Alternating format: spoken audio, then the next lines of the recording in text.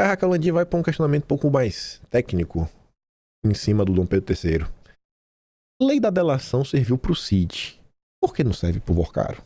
Por quê? Difícil, né, de engolir o que está acontecendo. Ela diz que o Cid fechou sua delação em setembro de 23. Na época, o período do PT já estava lá. Há mais de 2 anos.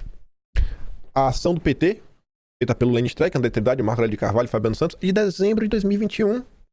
Cid prestou vários depoimentos à PF, alterando versões, implicando mais pessoas. Nos depoimentos iniciais, esqueceu que Heleno carregava uma sacola de dinheiro. E o Cid também nem conseguiu provar isso daí. Não tem a prova disso. Ficou disse-me-disse. Né? Deu sérias indicações de não ser um delator confiável. Sua delação foi mantida por Dom Pedro III e referendada pelo plenário do Supremo. Caso contrário, correu o risco de toda a trama golpista ser desmontada, levando Bolsonaro da prisão. E a PGR foi contra, né, a delação. Tanto fechou só o ministro e a PF de Lula.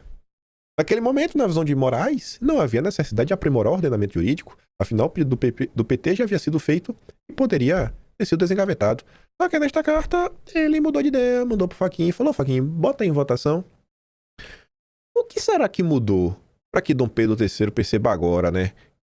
Há uma súbita necessidade de mudanças nas regras da colaboração premiada. É impossível ignorar a conjuntura. O que mudou é que Daniel Vorcaro está na cadeia. E ele que está preso mantinha relações muito próximas com ministros do Supremo, inclusive o próprio Dom Pedro III. A proposição inicial feita pelos advogados do PT é genérica, tão genérica que qualquer conclusão de um eventual julgamento vai ficar por conta da criatividade dos ministros. E tá para nascer gente mais criativa que eles. Também fala em temas que, na prática, já fazem parte do dia a dia da aplicação da lei. Por exemplo, a delação cruzada. Desde o mensalão, juízes não permitem que a palavra de um delator corrobore a de outro. Em teoria, é preciso provar para condenar alguém.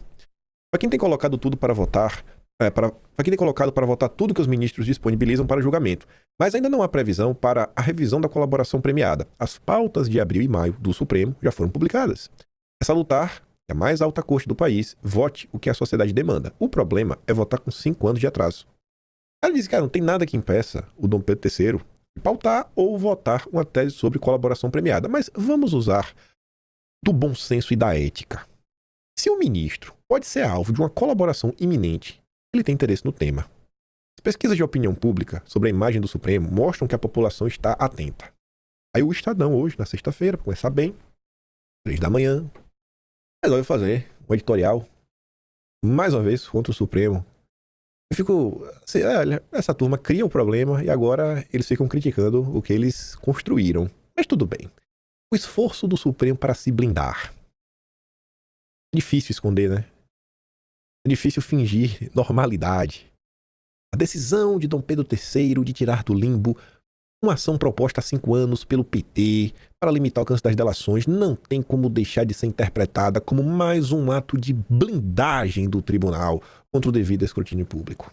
A liberação dessa ação para julgamento ocorre justamente quando o Paquito, ex-controlador do Master, negocia um acordo dessa natureza com a PF e o Ministério Público Federal. É bem possível que o próprio Dom Pedro III e seu colega Toffoli estejam entre os principais alvos da eventual delação. Mas diz, não se trata de discutir a importância da delação premiada como legítimo meio de obtenção de provas, cuja utilidade já foi amplamente demonstrada em vários episódios da vida nacional. A questão é mais singela. Por que resgatar essa ação só agora, quando ministros do Supremo se veem colhidos pela rede de relações pouco republicanas montada em Brasília, pelo seu Paquito? Por que só agora? Resposta elementar. E a percepção de casuísmo é incontornável, ainda mais quando recordamos que há pouquíssimo tempo, num julgamento de grande repercussão, trama golpista, Bolsonaro condenado a 27 anos de cadeia, a congelação premiada do Cid, né, não despertou preocupações no Supremo. E o Cid deu motivo, viu, para anular a delação. É que o Cid deu motivo. O movimento de blindagem, olha os termos utilizados pela imprensa golpista. Isso aqui dava cadeia. Na era Bolsonaro, isso aqui era cadeia. Porque só quem falava isso era bolsonarista. O movimento de blindagem de indivíduos, não de defesa da instituição, torna-se ainda mais explícito quando se observa que Dom Pedro III não está sozinho nessa campanha. Há um aparente padrão de conduta entre alguns ministros do Supremo que nos autoriza a acreditar que eles perderam a vergonha de agir explicitamente para se colocarem acima da lei. Aí, relato que o Toffoli fez. Eu não vou nem ler, né? Esse relato não lembrado. O Toffoli assumiu o caso, aí relatou, aí criou vários problemas, polícia, não queria largar a mão, teve aquela reunião. Vocês lembram do caso. Aí depois, você pode falar também do seu Gilmar Mendes. Por sua vez, decidiu reescrever monocraticamente dispositivos da lei do impeachment, de modo a dificultar a eventual responsabilização política de ministro do Supremo perante o Senado. Gilmar também tomou decisões que limitaram o poder de CPIs. Também o Gilmar, né, que tomou a decisão de anular a quebra de sigilo do Fundo Arlim, regimentalmente aprovada pela CPI do crime organizado, e assim impedir que se conhecesse melhor a natureza dos negócios entre esse fundo ligado ao Master e a Maridit, empresa de seu colega Toffoli.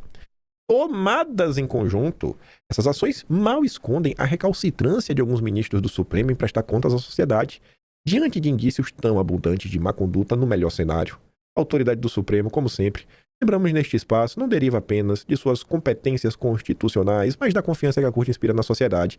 Quando ministros usam o poder do cargo de forma tão escancarada para salvar a própria pele, essa confiança, por óbvio, se esvai. Tão escancarada para salvar a própria pele. Olha, isso aqui é coisa de bolsonarista. Isso é artigo de bolsonarista. Isso aqui dava cadeia no Brasil. O que é que mudou, viu?